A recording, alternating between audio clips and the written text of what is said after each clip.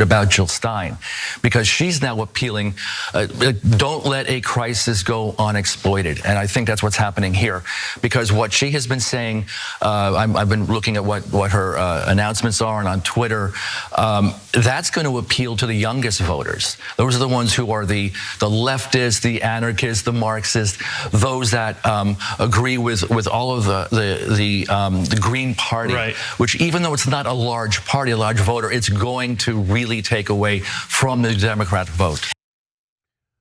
Dr. Jill Stein joins us now, third-party candidate, Green Party candidate. Dr. Stein, welcome, and let's do it right out of the gate here. How do you respond to that Fox News charge?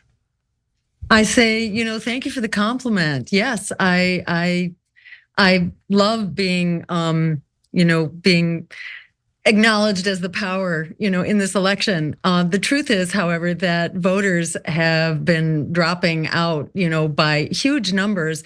Look at the primary in New York, where 83% of voters that came out in 2020 decided not to come out in 2024. And this is sort of like a sign of how much traction the Democratic Party has right now. So this is not a matter of stealing votes. This is a matter of giving voters what they've been screaming for, which is, candidates who are not part of parties that are throwing them under the bus. People are done being thrown under the bus. They are done with these zombie candidates that have been forced down their throat before and are being forced down their throat again right now. So people are really clamoring for a different way forward that stands up against endless war, against genocide, against the healthcare crisis, the education crisis, the debt crisis, you name it, the climate crisis, a crisis on all fronts. The Democrats have actually, they are their own worst enemy, and they are the ones who are spoiling their vote. Yeah, so I was just in Washington, so you're not going to be surprised to find out that they think like, well, Joe Biden is so much better than Donald Trump. You guys are endangering this election, and how dare you even consider anyone who isn't a Democrat? So why should people consider you instead of the Democratic Party? What are the biggest differentiators here for voting for you instead? Oh my goodness! I think the rhetoric gets emptier and emptier. It's an anti-democratic proposition to suggest that candidates have a right to your vote. They have to earn your vote. And I think when the Democrats are throwing people under the bus, just like the Republicans, who bailed out Wall Street? It was a Democratic Party trifecta in the White House and both houses of Congress when the decision was made to bail out Wall Street to the tune of trillions of dollars, and the bankers and the predatory real estate industry, and to throw homeowners under the bus and ignore the desperate and urgent needs of students locked into debt. Just across the board. Who is it that's conducting genocide right now? How can you say that Joe Biden is not a threat to our democracy? Genocide is a trademark, a hallmark, really, of fascism itself. The Democrats are leading the charge for the suppression of protests, the criminalization of protests, the suppression of free speech and freedom of the press across the board. The Democrats make promises, but they break those promises regularly. To look at the climate, for example, the Democrats pat themselves on the back about the Inflation Reduction Act, but to look at it, it's actually a fossil fuels first bill. And in fact, the Inflation Reduction Act requires that 60 million acres of offshore waters be auctioned off for fossil fuel extraction every year, in addition to 2 million acres onshore must also be auctioned off for fossil fuel extraction every year before any major renewable project can be built. This is utter insanity. Look at the 22 liquid natural gas export facilities that are being built under the approval of the Biden administration in the wake of the blowup of the Nord Stream pipeline, where all fingers point to the White House, and especially their refusal to conduct an investigation is also, perhaps the most incriminating piece of it. But in the wake of that worst act of environmental sabotage ever attributable to the Biden administration, we now have this explosion of the fossil fuel market, in particular the methane market, which has led to the development of these really opened the floodgates to the development of these plants, which the Sierra Club says is the equivalent of 440 new coal plants that Joe Biden is effectively building. And this knocks us back. This knocks back all climate progress in terms of emissions reductions back to the year 2005. So, thank you very much. This is worse than anything I have ever heard of the Republicans doing. So the argument that the Democrats are the lesser evil when they are leading the charge on genocide, on war on three fronts right now, and so on. This is absolutely outrageous, and don't take their propaganda. There is nothing to lose by standing up and actually voting for your interests for the rest of your life, because we are all being thrown under the bus and effectively over the cliff in a very serious way on climate, on war at the nuclear brink, and crushing inequality. There's every reason to stand up and argue for ourselves. In the words of Frederick Douglass, power concedes nothing without a demand. If you're simply voting for the lesser evil, whoever you decide that might be, if that's what you're doing, you're effectively silencing yourself. And silence is not an effective political strategy. Voting against what you hate does not move us forward. And the politics of fear has effectively delivered everything we were afraid of, all the reasons you were supposed to vote for the lesser evil, so we wouldn't have all the things that effectively we have. The two parties, the ruling parties, are moving in lockstep further and further to the right, and we are running out of time on all counts here. We are the ones we've been waiting for. We need to stand up with the courage of our convictions. And the last thing I should say here, this is not an impossibility by any means in a four-way race. And there will be three candidates on the ballot who are all pro-genocide, pro-war, and anti-worker. That is Biden, Trump, and RFK.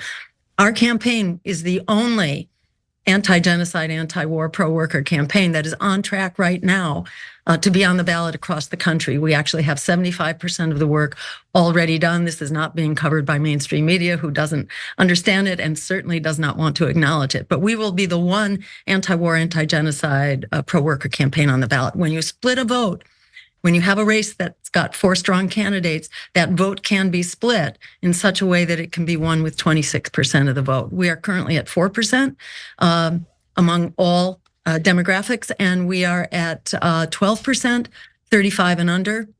I would not rule out a black swan event here. We are in an extremely unusual, perfect storm for a political uprising. So I was going to get this later, but let's talk about RFK Jr. Because you've run a couple of times, and it's really hard to get past that 2-3%. And here comes RFK Jr. out of nowhere with some ideas that are kind of wacky, and he catapults to 10, 12, 15% in some polls. How frustrating is that for you, and why do you think that that's happened? I think we're still early. RFK has a name, but eventually people are going to catch up with what his policies are. He characterizes himself as an anti-war candidate. Does the Middle East not count as a legitimate war? This is as dangerous a war as any that we are involved in. And under the policies that he supports, he's a rabid Zionist and he supports genocide. He will not recognize what's going on as a genocide, where 33 million people have been slaughtered, where children are tortured and essentially being massacred by the thousands. That is not an anti-war policy, and he is bleeding supporters big time. Arguably, to hear from those who are on the ground. And I think and he's basically stayed where he had gotten to with his big ticket advertising with the Super Bowl.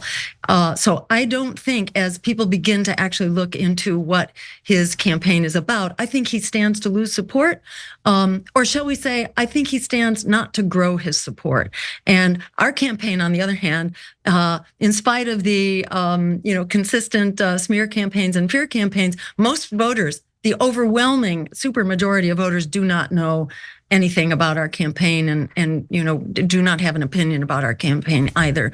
Once we've gotten the worst of the ballot drives under out of the way, and there are 3 remaining difficult states for us. But otherwise, we're pretty much on the road. But once we have the worst of these ballot access battles behind us, we will be full on, working on a media campaign and the social media and the grassroots canvassing and so on. So we are better organized. We are far ahead of where we have ever been, and we've been ahead of the curve. The curve has caught up to us, and there's so much support for our agenda, and in particular, as the only anti-genocide campaign that's going to be on the ballot, we could really begin to see these numbers swing in a big way. Yeah, so you're definitely right about RFK Jr. He's 100% on Israel's side. He thinks they haven't done enough, which is unbelievable. But to be fair, there is another potential. Palestinians are the most pampered people in the world. Yeah, he said that, which is unbelievable. Yeah. Unbelievable. So to be fair, Corno West is also in the race, and he is also against what Israel's doing. So, and I know he was in the Green Party, running in the Green Party for a while. Honestly, I lost track of what happened there. I don't know if you have any insight into what happened there, but what's your take on Corno West? Yes, because I was one of the people who recruited him to move from the quagmire he was in with the People's Party into the Green Party, and many of us, worked night and day to help get his campaign up and running on a new footing for months, actually. So we were very involved. I was his first campaign manager.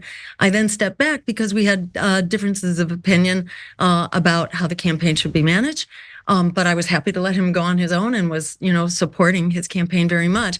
And then one day I heard from him that he had decided to run independently. What I had heard, separately was that, it's challenging to run with an organization, no matter who they are, because then you have to dialogue with the people who are supporting you. You've got to debate your policies. You have to explain them.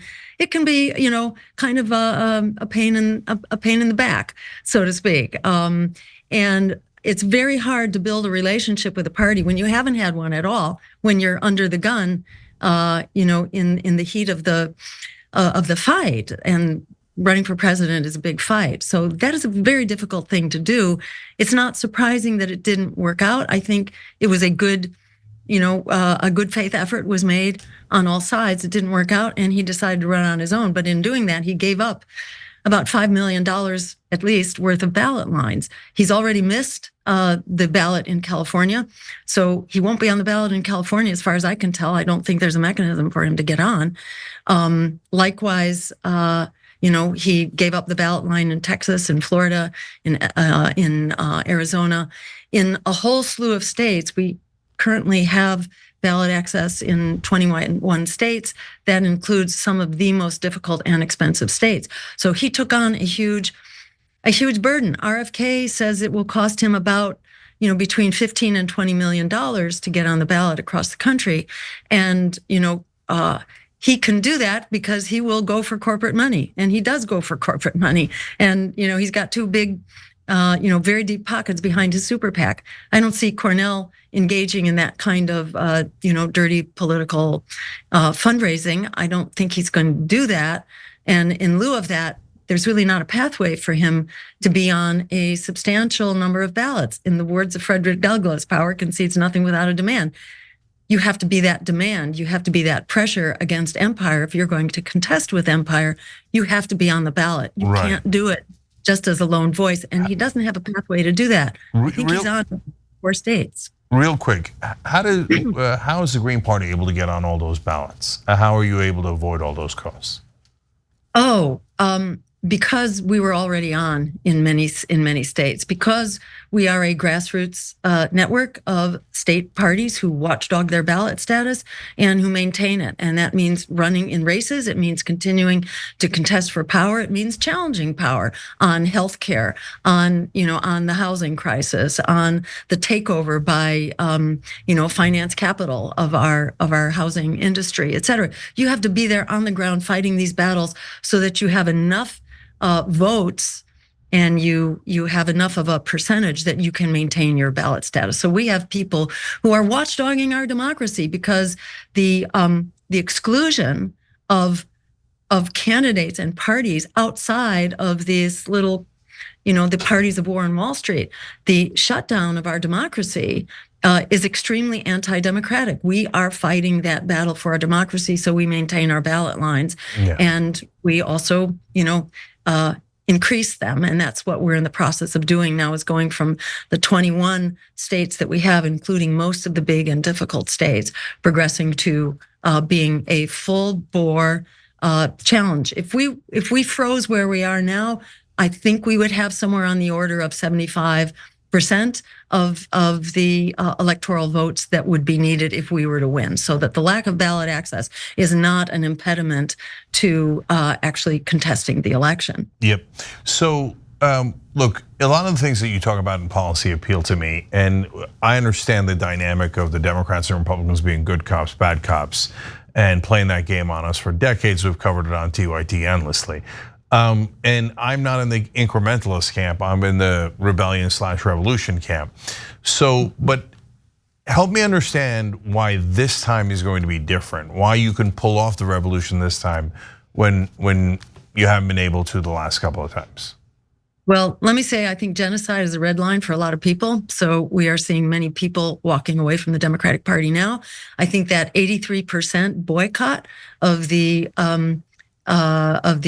Democratic primary in New York State was a sign of the times. People are really fed up and disgusted by the depravity of US foreign policy right now, including perpetrating a genocide, the systematic torture and murder of children by the thousands on an industrial scale. This is a game-changing moment right now, and people are recognizing that the Democrats are leading the charge on this genocide, and it is an extremely alienating moment.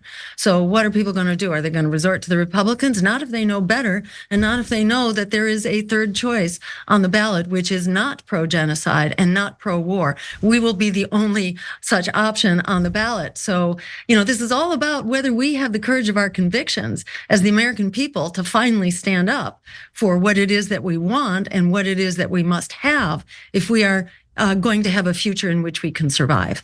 Right. So now when you say anti-war, these days there's two major wars going on and they're very different, right? So on Israel, I don't suspect that you and I disagree at all, or our audience. Ukraine's a little bit different.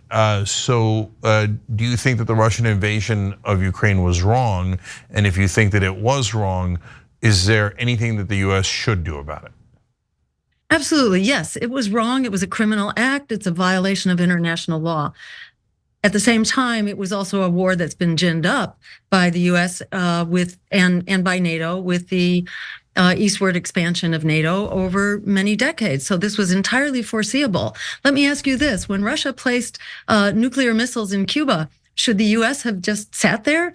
I don't think so. The US launched its nuclear bombs actually in an airplane at the time. The US, in no uncertain terms, says we are going to protect our border from incredible vulnerability. We don't want nukes on our border. And do you think that was justified? Yeah, I think so.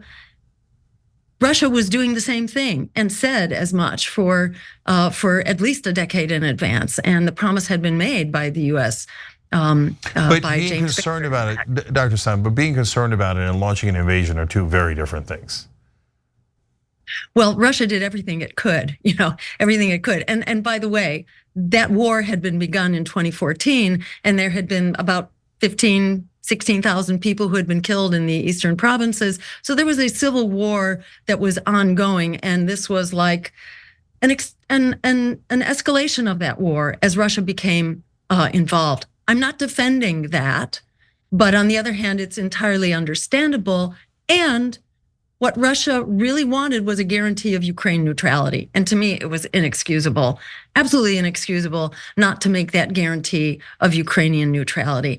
All the other issues were basically negotiable, and Russia proved after the war started that it was willing to negotiate and come to an agreeable solution. And unfortunately, the US came in like a bully in the china shop along with the UK and destroyed that agreement. So that agreement was possible, that agreement happened, that agreement should have been carried forward. So this is a disaster, most of all for the Ukrainian people. And let me ask you, what is going to change the terms of the conflict here? It's the Ukrainians who are suffering. It's the Ukrainians who've basically lost a generation, who are now recruiting 50-year-olds.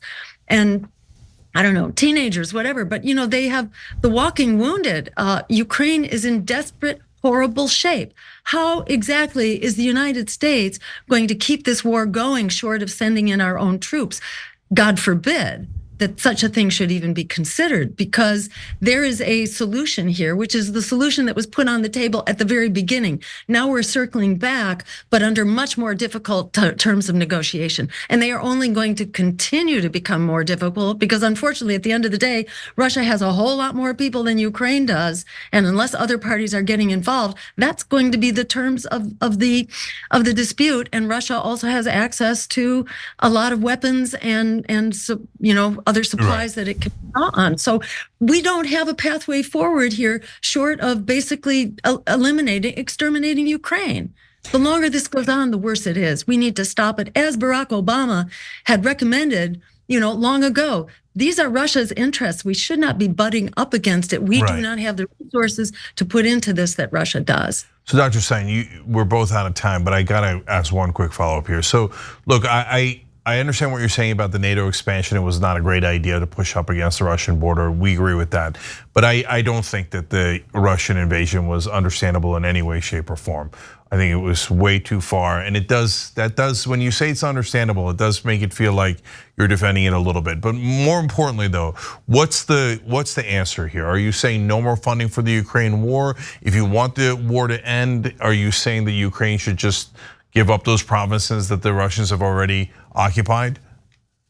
I think we need a negotiated solution at this point. I think we need a ceasefire. I think the US should not be in the position of continuing to arm Ukraine in a battle that just results in more deaths of Ukrainians. I think we need to play an even-handed role here and bring the parties together, along with others. Turkey did this before, Israel did this before, to help bring the parties together for negotiations. I don't want to define in advance, what that solution would be. It should be some variation on the previous solution, the Minsk Accords, that we're going to do a certain amount of land swapping for security. The original, the agreement that Russia agreed to after the war had started, this was in like February and March, Russia actually agreed that it would not it would not take possession of the Eastern territories. They were going to be federated territories. And in fact, Russia was agreed to allow the Crimea itself to be subject to future negotiations. So I think we need to go back as close as we can to that agreement, and we can't define what it is at this point. What we can do, however, is say that the bleeding needs to stop, and it's the Ukrainians who are bleeding, and we should not be funding the continuation of this devastating situation. And I will say the American people are tired of this. So in a way, it doesn't matter what we think. I think the American people have had enough. They haven't been supportive of this war for a long time. It's about time that it ends. We have urgent needs here at home. All right, Dr. Jill Stein, the Green Party presidential candidate, giving people another option in 2024. Thank you for joining us. We appreciate it. Good to talk with you, Cenk. Thanks for watching The Young Turks. Really appreciate it. Another way to show support is through YouTube memberships. You'll get to interact with us more. There's live chat emojis, badges. You've got emojis of me, Anna, John, JR. So those are super fun. But you also get playback of our exclusive member-only shows and specials right after they air. So all of that, all you gotta do is click that join button right underneath the video. Thank you.